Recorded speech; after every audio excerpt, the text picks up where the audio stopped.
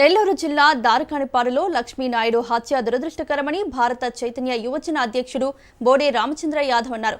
లక్ష్మీనాయుడు కుటుంబాన్ని ఆయన పరామర్శించారు. కుటుంబ వివాదాల నేపథ్యంలో లక్ష్మీనాయుడిని అత్యంత పాశవికంగా హత్య చేయడం దారుణమన్నారు. హత్యపై సీఎం, డిప్యూటీ సీఎం బాధ్యత వహించాలని, ఆమెకు తగిన న్యాయం చేయాలన్నారు.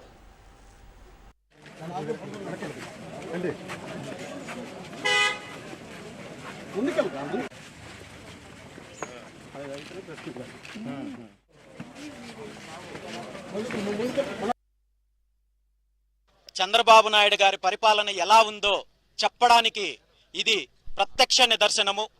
అధికారం ఉంది కదా అనే మదముతో వారి పార్టీకి సంబంధించిన నాయకులు, కార్యకర్తలు ఈ రాష్ట్రంలో యథేచ్ఛగా ప్రజల యొక్క మానాన్ని, ప్రాణాలని హరించి మేము ఏం చేసినా చెల్లుతుంది అనే ఒక ఆలోచనతో ఇలాంటి సంఘటనలకు పాల్పడుతున్నారు. ఈ సంఘటన పాల్పడిన ఎవరైతే నిందితులు ఉన్నారో వాళ్ళను రక్షించే ప్రయత్నం కూడా ఈరోజు అధికార పార్టీకి సంబంధించిన నాయకులు చేస్తున్నారు. నేను ఒక్కటే చెప్తున్నాను, చంద్రబాబు నాయుడు గారిని ఒక్కటే డిమాండ్ చేస్తున్నాను, ఈ సంఘటనకు కారణమైన వాళ్ళు ఎవరైతే ఉన్నారో ఆ నిందితులను కఠినంగా శిక్షించాలి. ఉరి శిక్ష వేసేంత వరకు మీరు దానికి సంబంధించిన బాధ్యత తీసుకోవాలి. అదేవిధంగా బాధిత కుటుంబాన్ని పూర్తిగా ఆదుకోవాల్సిన బాధ్యత మీ పైన ఉంది. మీరు అధికారంలోకి వచ్చిన ఈ 16 నెలల కాలంలో ల్యాండ్ ఆర్డర్ ప్రాబ్లం సంబంధించి, దాడుల గురించి, హత్యల గురించి ఈ రాష్ట్ర ప్రజలకు పూర్తి స్థాయి అవగాహన ఉంది. మీరు ప్రతిపక్షంలో ఉన్నప్పుడు ఏం మాట్లాడతారో, అధికారంలోకి వచ్చిన తర్వాత ఏం మాట్లాడతారో చెప్పడానికి, దానికి ఉన్న తేడా చెప్పడానికి ఈ రోజు ఇలాంటి సంఘటనలు అనేక రకాలుగా రాష్ట్రంలో జరుగుతున్నాయి. ప్రతిరోజు ఏదో ఒక సంఘటన జరుగుతోంది. ఈ రోజు దళితుల పైన దాడులు జరుగుతోంది, మహిళల పైన దాడులు జరుగుతున్నాయి, బీసీల పైన దాడులు జరుగుతున్నాయి, హత్యలు గావించబడుతున్నారు. తెలుగుదేశం పార్టీకి సంబంధించిన బీసీ నాయకుల పైన, బీసీ నాయకులను హత్య చేస్తే కూడా పట్టించుకునే నాదుడు లేడు ఈ రాష్ట్రంలో.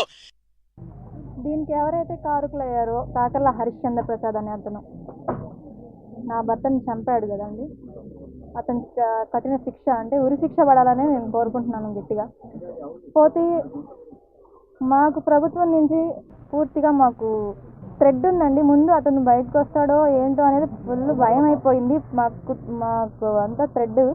ఇది ప్లాన్డ్గా చేసి ఇంత చేశారు, తర్వాత ఏం జరిగిద్ది అనేది కూడా మాకు భయంగా ఉంది.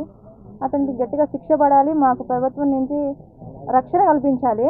లేదంటే మేము ఎవరైనా సరే అండి, కుటుంబ సభ్యులు మొత్తం అయినా సరే మేము చనిపోవడానికి రెడీగా ఉన్నాము. ఎందుకంటే మాకు ఆధారం అనేది నా భర్త ఒక్కడే.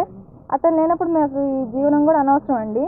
నేను ఎవరినైనా, ప్రభుత్వాన్ని అయినా, ఎవరినైనా కోరుకునేది ఏంటంటే మాకు న్యాయం చేయాలని కోరుకుంటున్నానండి.